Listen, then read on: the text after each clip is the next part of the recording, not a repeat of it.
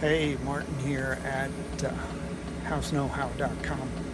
I'm testing a furnace, and as it's running, I smell natural gas quite strongly when the furnace is actually burning. And so I got out my trusty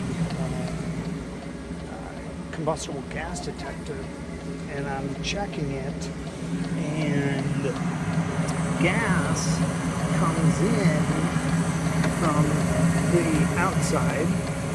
It runs back that way, makes a U-turn, and comes into the gas valve, heads out of the gas valve, and sends gas here. The furnace is running, burning. I run my gas detector along the top of the manifold. I can even put it here, right where gas is squirting out into the furnace, and don't detect any. Same with the other burner. No gas detected. It's all going into the burner. But when I test it right here at the end of the manifold,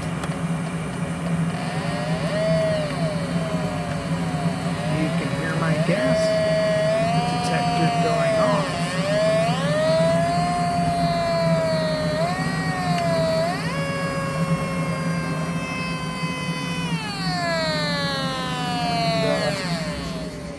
And it's going crazy. So my guess is that this gas manifold has a welded end on it, and the weld isn't quite welded up together, and this manifold's probably been leaking since day one, or soon after.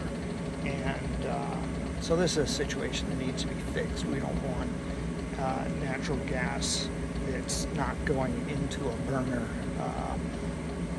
squirting out anywhere, even into the cabinet of the furnace. So it needs to be fixed.